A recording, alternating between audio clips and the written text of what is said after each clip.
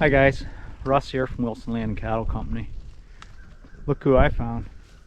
The grass whisperer come to help move my cows today. Traveled clear from New York. Wow, look at all the technology you have. Yeah. It's a 360 camera. You can't get out of this Really? shot, Troy. Yeah. Wait a minute. Does it help if I dance or anything? Yeah, maybe. you gotta flip your switch here, you know. I don't know. These are pretty high complicated. Pretty high tech. Yeah, I use. Oh, there's another story. I use the reels that you get at Home Depot. You know, the orange ones. Oh yeah, a lot of guys use them. Oh, I know, but a lot of hardcore don't. You either use a real reel or you don't use a reel. Oh really? Oh yeah. Does that make your grass grow better? I don't know. They're pretty cheap, and yes, the thing is about reels, I can break an expensive one and a cheap one. With no fault of my own. All right, here's the cows. Wait for it. They're gonna move. They're not gonna move. Is this hot? No. Oh, okay. I'll pull the post behind you. That's all right. I can do it. I won't work you too hard, Troy. Yeah, I'm almost sweating. So they're going into how many day old is this stockpile? This stockpile is approximately around You don't really 80 know? days. It's about 80 days. Around? You should know. Don't you have a grazing plan? I do. I thought you used one of my templates. I do. Oh, I thought you'd really know, but now you're. No, I don't have the exact. Now I'm sad. What is it? 80, 79? I don't think the cows really care today, Russ. No, they don't care. Look at them go, though. Yeah, I wanted to get in on this field before it snowed, rained. Before it snowed, because if I get snow with all the more here, they won't graze through the snow for this. So for the audience or the non-audience, we're down here trying to learn what Russ is doing, because he's one of the few farmers that's grazing 300 days consistently, and we want to learn to bring that back to Central New York. So we're down here picking his brain, bothering him, asking a ton of questions on what we have to do up in lake effect country to get past December is really what we're struggling to get past Christmas with our perennial forage system. So I'm hoping by the end of the day here, Troy, we'll have something to think about. Something to think about, and maybe we can meet again and get stuff. Is it 360? Wow, look at it. It just turns like that, huh? Nice. It's 360. I get everything. Wow. I'm fascinated by how you do what you do. All my filming is because you're driving along, like then all of a sudden there's a drone and you're still talking, and I'm like, wow, I thought he was just a dumb farmer. But look at him, he's kicking it. Yeah, I don't have anybody help me shoot my videos. So is that a stick that goes farther? No, that's it. Oh, how do you get the when you're out here? I have a long stick to do that with. Oh, okay. Yeah. So you got all this stuff. Yeah, I have a long stick. Forever Cam. Is it still on? No, it's a GoPro. Yeah, it's still on. Oh, so I just said all that, and I'll edit it out. Oh, you're supposed to tell me that. Oh, no, it's all right. I edited it out. You ought to hear some of the swear words I get. Oh boy. So this is a nice picture. So can we talk about the stocking space here? So you got how many animal units on how big of a piece of land? There's approximately 70 animal units here. We're going to know here for sure when we wean calves. We're going to weigh them. We'll have a sound, but it's approximately 70 animal units. And I see 1, 2, 3, 4, 5, 150-ish by 1, 2, 3, 4, 5, 150 by 150? About, yeah. Huh, how did I know that? Well, anyway, I guessed. You guessed. So 150 with 70 animal units, so you've sort of done the math. Mm-hmm. And then you're figuring how much dry matter per acre or per inch over here for these cows. For these cows, this here's probably at about just a little under 200 pounds per inch. Yeah. Okay. And we're grazing. What are you guessing this inches? Because we got the flat, and then it comes up. What are you thinking there? I'm figuring about. I know you farmers, you're gonna always go positive, and I'll be the Debbie Downer. No, we're figuring about 12. There's air up here, so that doesn't count. Yeah, that doesn't count. So we're pretty. I'm pretty figuring solid. about 12. Okay. About 12 inches. 12 inches. And we're not going to graze it down completely. They're not going to take that 12 inches. So true. You know, we're only taking. And this is only for a half a day. This is a half a day's grazing here. Yes. For 70 cows, half a day, 150 by 150. Yep. So it's less than an acre. That's something everybody could do the quick math. Sure. Absolutely. It's always nice to come to a fellow grazer's farm and see something practical. Mm-hmm. You probably know the numbers, but you have to just say, I'm not going to get a keypad and do it. I'm just going to feel it in my bones. I'm going to look at it, and you have a grazer side and make it happen. And then you look back here at what has happened, and if that's what you want to leave. If it's more, you need to leave more, then you'd probably give them more. Right. If you want it less, you'd leave them longer. Right. Or that's exactly how it works, you know. And you talk about the grazer's eye, and that's something that comes with experience. Absolutely. You know, the first day you went out there and started rotating your cows, you had no clue. Same as me. So you have to have a place to start. What I appreciate it most is after 38 years, it's nice to see somebody that can do it from the gut. Mm-hmm. Again, you can get hung up on math and the plan and everything else. Sure. If you can implement with grazer's eye, and let's not kill each other with too much math. Right. Let's get practical. Let's get practical. Get so the why? job done. So when you look at these cows eating, what are they actually kind of going for first? Is there actually sugar in the grass these days here Sure. December? Yeah. Yeah. Like she skipped over. Look at her. She's kind of. She's picking the green stuff. What's her deal there? Why don't you just stop and eat that? Come on, Bossy. It's lesser quality, Troy. Oh. It's lesser quality. She's going. She has all she wants, mm-hmm. and look at her. She's the way she's picking it. She's cherry picking What is she? Yep. Look at, she's pushing that down. And the thing with this here's been frosted. Yeah. Okay. So whenever it freezes, and we have green grass, whenever it freezes, it busts them cell walls down. It makes it higher digestibility. Okay. And then it also, when it starts evaporating, it's going to increase the sugars in there. Have you ever done a bricks test on stockpile? You know, I haven't. I have not done a bricks test. Would that be like? That would give you your sugars. Would it be accurate after frost? I would stockpiling? think. I would think. I mean, they're eating it like candy. Look at them. Yeah, they're going to it. They like this field.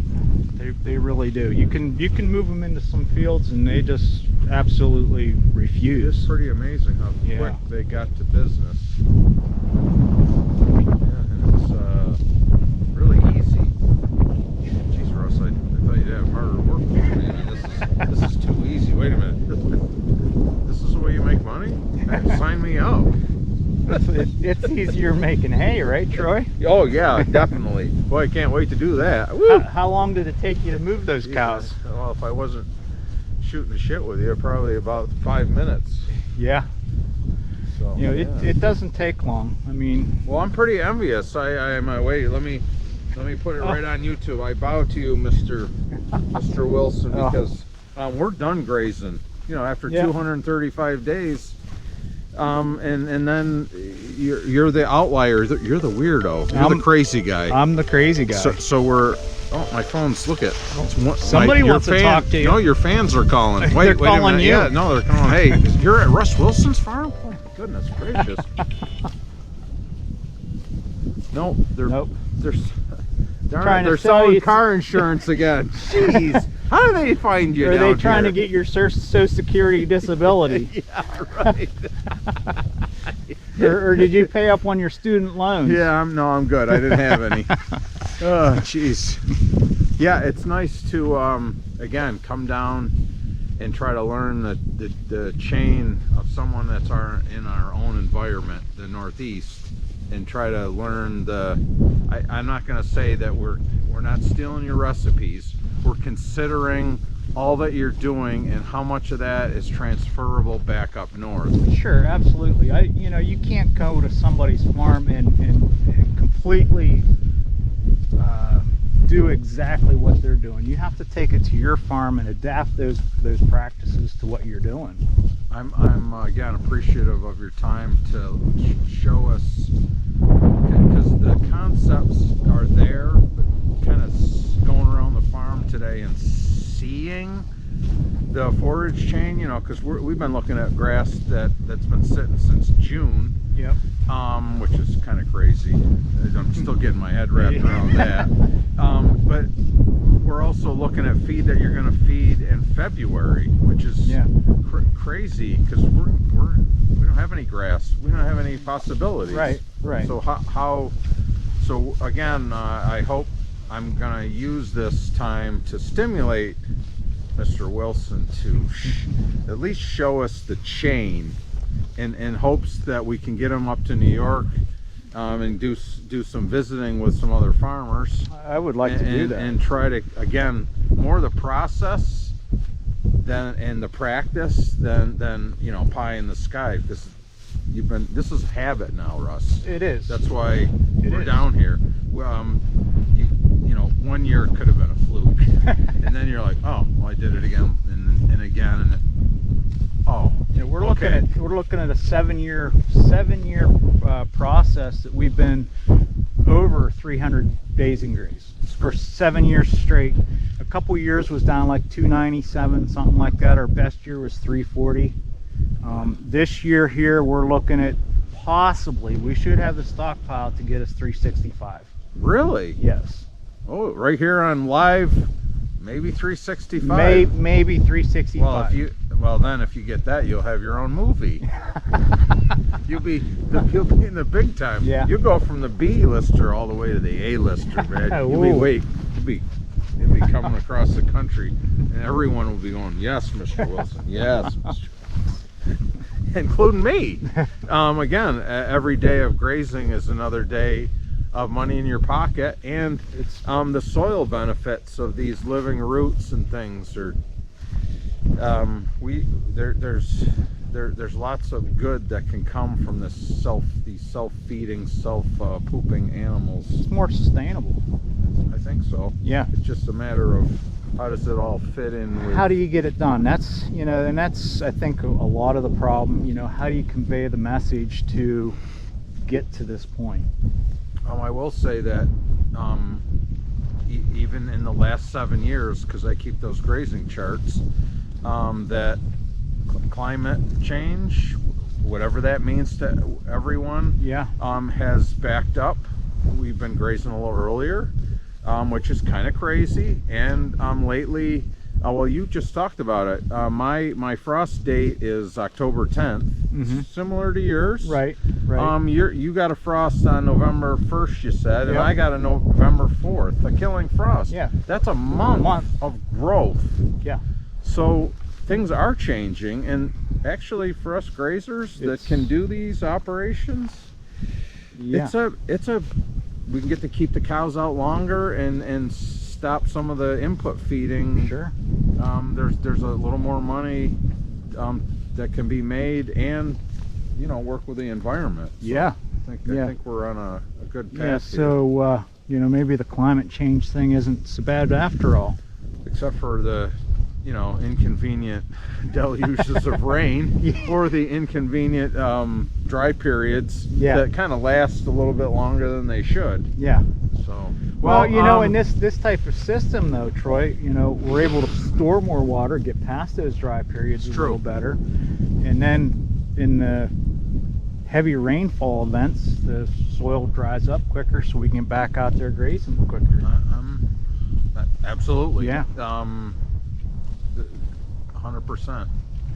So again, the more we can share, the more we can have more folks doing it. Oh, exactly. And, you know, that's why I do what I do. I try to share my knowledge, and with hopes of picking knowledge up from you. And I got more questions than answers, I can tell you that. I know that. I'm going to make sure that you're thinking deeper after I leave, because there's a lot of questions and Sure. how all this goes to how do another you get, environment. How do you get to this point in New York? So again, the opportunity though is if you can, even if I think I was talking yesterday to a customer, you know, if you can get 10 more days of grazing, you know, we're not all Russ Wilson, but if you could start here and move to here, if let's say you're making what'd you say, a day's worth of grazing was like 180 bucks, 150 bucks, 150 bucks. So 10 days, if you can get 10 more days of grazing, that's $1,500 of incentive to learn. Absolutely. And so that's a good investment of your time to try to get that. And then you know, because that's your $1,500, you're not paying it out to buy and feed or whatever.